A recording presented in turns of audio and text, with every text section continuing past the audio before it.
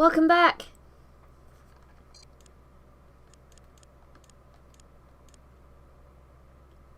More CSI, Fatal Conspiracy.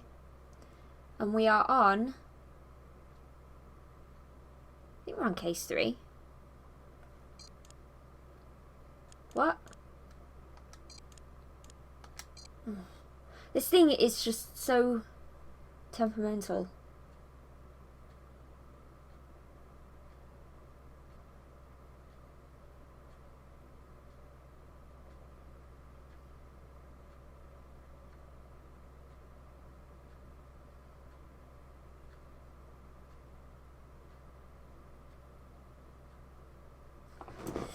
Oh, get comfy. Have a sip. How is everyone? Is everyone alright?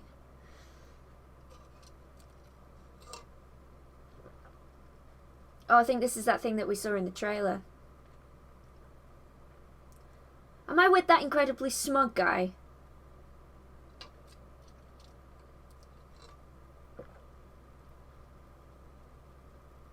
What's his name? Nick. Yeah. That's Mary Marst, isn't it? Her reputation preceded her, didn't it? Well, it isn't every day a spoiled heiress becomes the acting CEO of an international hotel conglomerate. That's true. The Marst Corporation. Mary was certainly Daddy's little girl. Well, this family has seen its share of tragedy recently. What is it, 2 years ago Frank Marst and his wife Ellen died in a skiing accident over in Europe? Then Frank's will hands over the family business to Mary, only to have her nearly die in a car accident. She suffered second and third degree burns all over her body. I don't think she was expected to live, and that was over a year ago. Well, you gotta hand it to her. She always defied expectations. She was pretty tough. So tough, maybe someone just got tired of waiting. This is the bit that I remember from last time. Mary's hospice nurse and her stepsister Jane Barrett found her like this. I'll let you guys go to work. If you need anything, you know where to find me. Okay, partner. Ready when you are. Right. I remember this.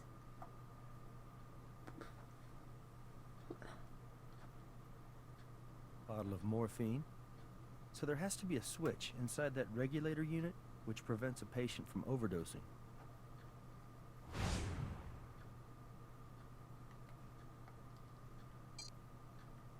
Remember there being a fingerprint on here. That's an excellent print. Because I think I remember being stuck. Shoe impressions? Left in mud? The mud's still moist. Fresh. And I had to Google it to find out just what I was missing. These muddy footprints have a very distinct tread.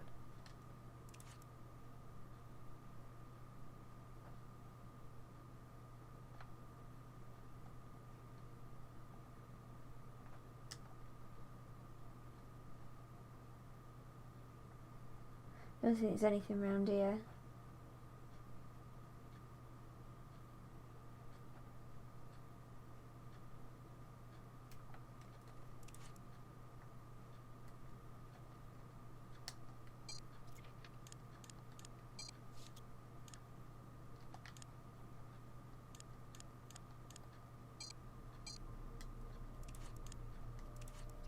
I'll just turn the music up a little bit.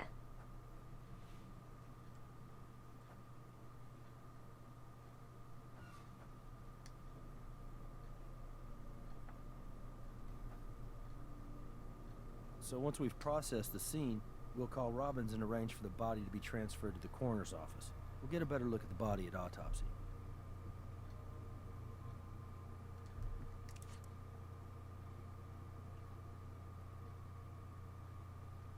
Excuse us, miss.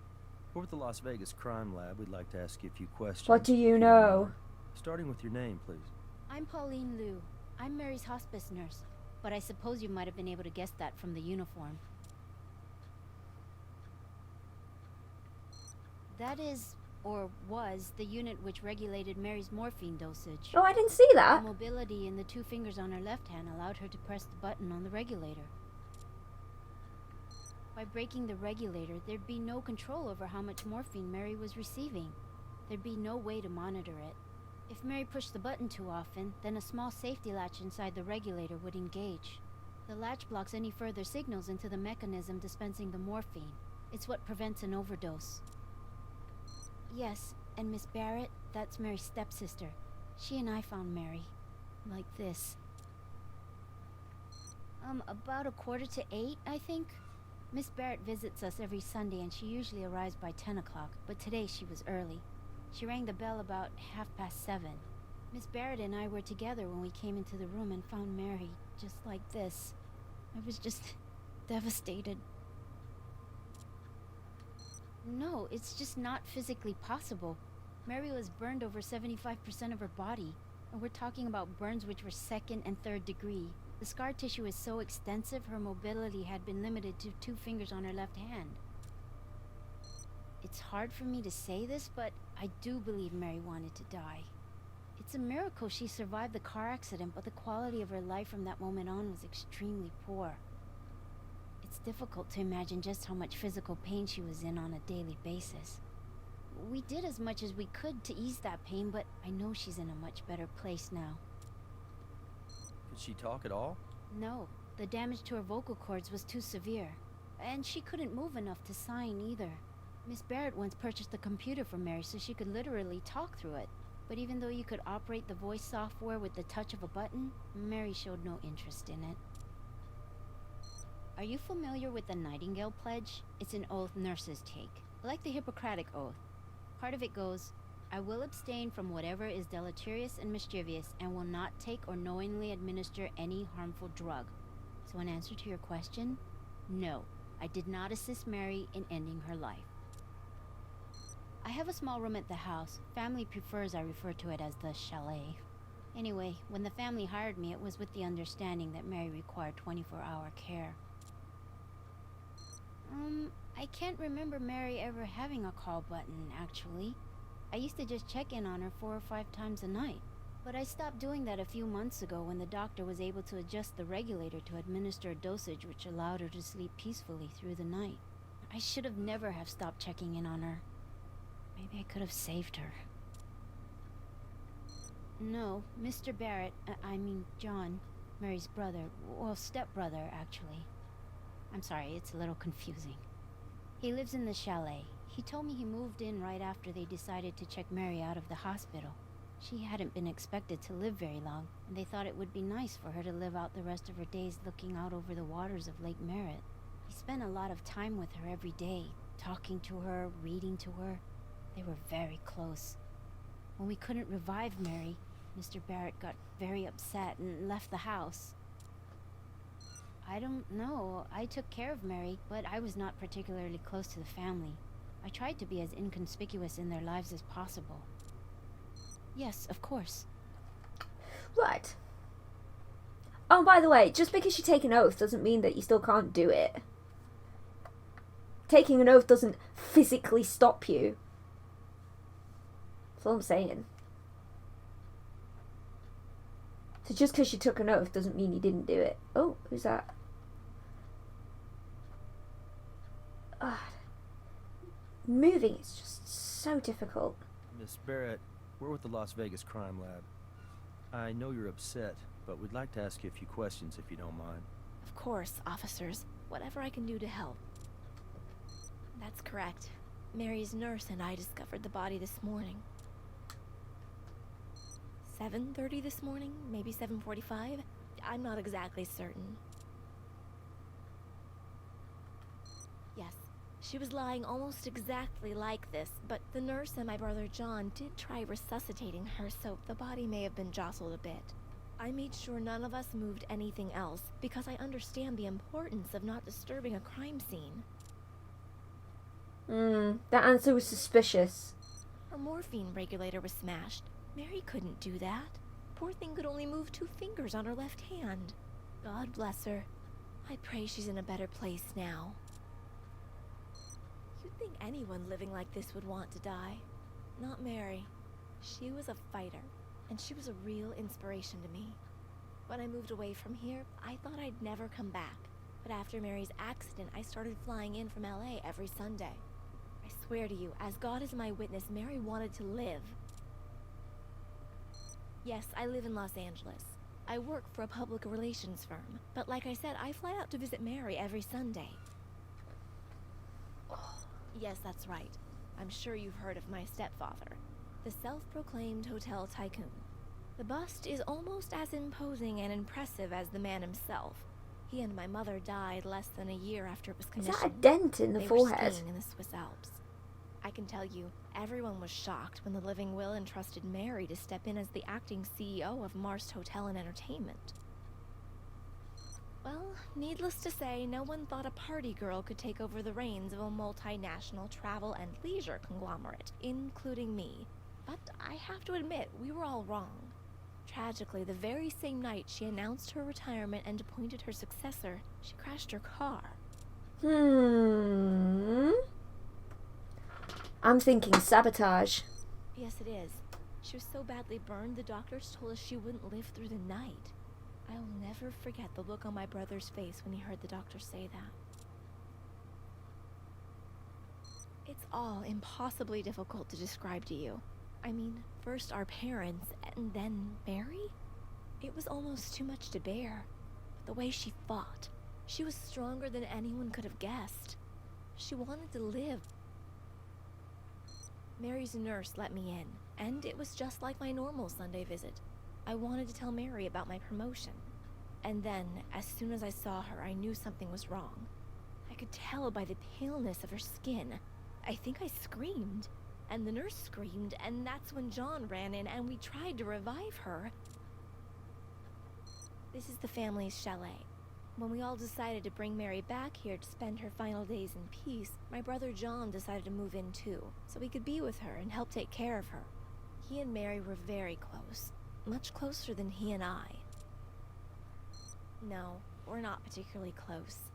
Well, let's just say we have very different views about money. Very different values about it. Growing up as an only child, Mary had always wanted a little brother, and John was more than happy to be spoiled by her. I have no idea. He ran out of here, and I haven't seen him since. Thank you for your time, Miss Barrett. We'd like it if you could remain here in Las Vegas until we have a better idea of what happened to your stepsister, okay? All right, officers. Whatever you think is best. The animation in this game is fantastic. It's a thing, just... Oh, there's more prints. More prints!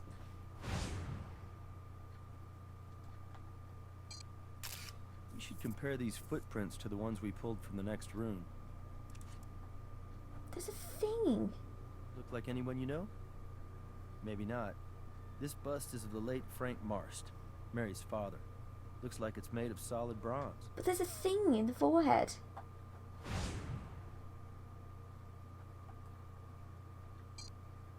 That's good.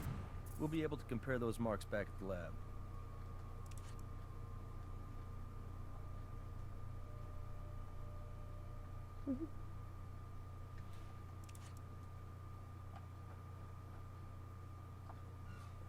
Oh, so difficult to move.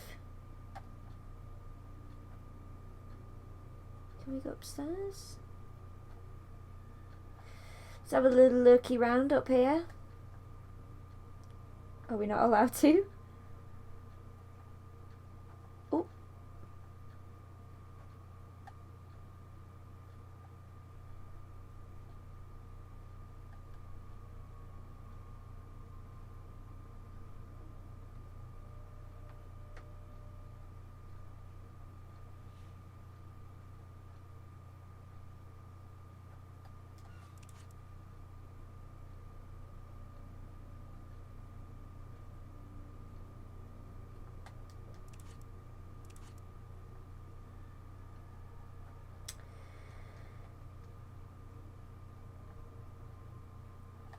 Well, we've not got very much to go on.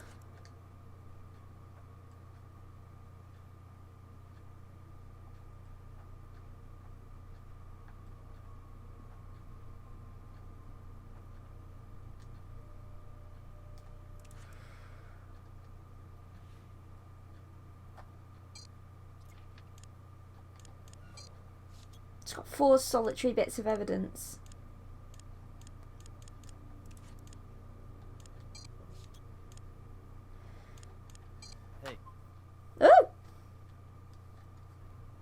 You sure you're ready to get out of here? Because I can think of a couple things we haven't taken a look at yet. Why don't we make sure the scene's secure and get a statement from each witness? Then we'll go from there. Oh, Nurse Lou, we have something else we'd like to ask. I bet we don't have anything else. No. Yes, of course. Well, would you mind, you know, telling me the things that we've missed? Or no? Just gonna leave me swinging in the wind, aren't you, buddy? Swinging in the wind.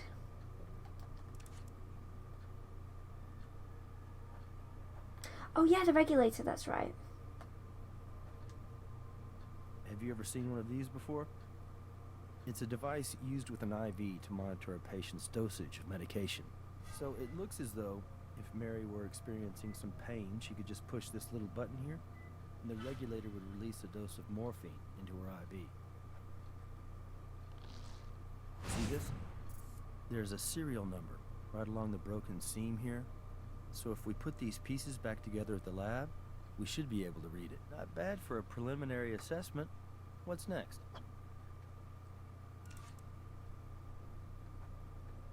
Can we go to the lab now?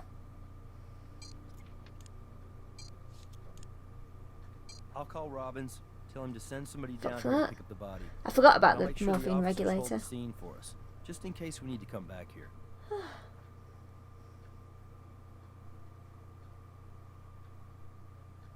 Okay.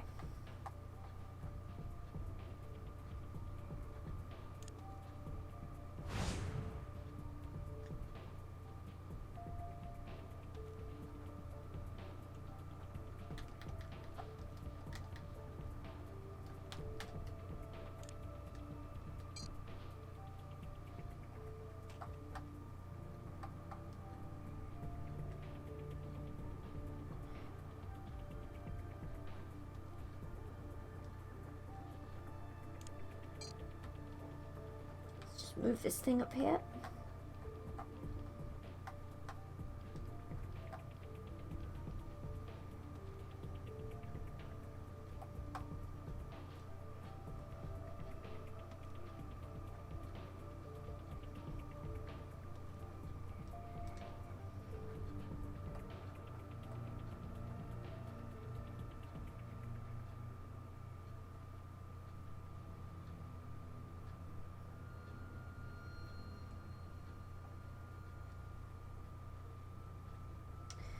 Am I missing something? Oh no.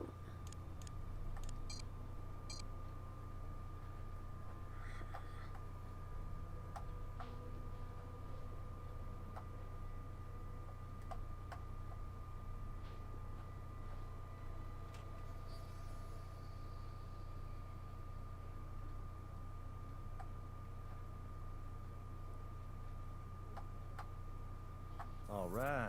Now Yeah. we should be able to read the serial number. I'd collect those bits of metal, too. They weren't part of the regulator.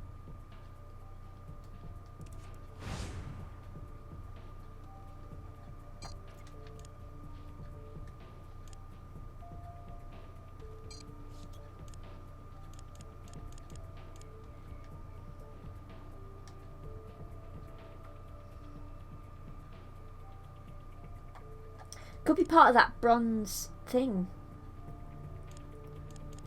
The old statue. Right, let's have a look at those shoe prints. Ugh.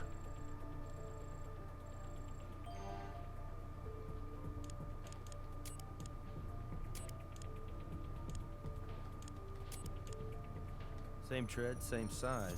So whoever passed by the bronze bust of Frank Marst also approached Mary Marst in her bed.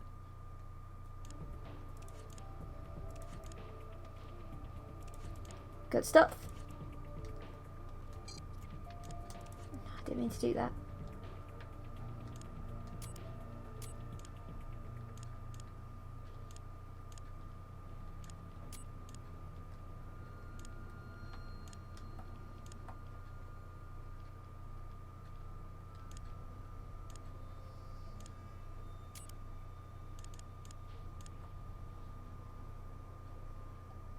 It's a match.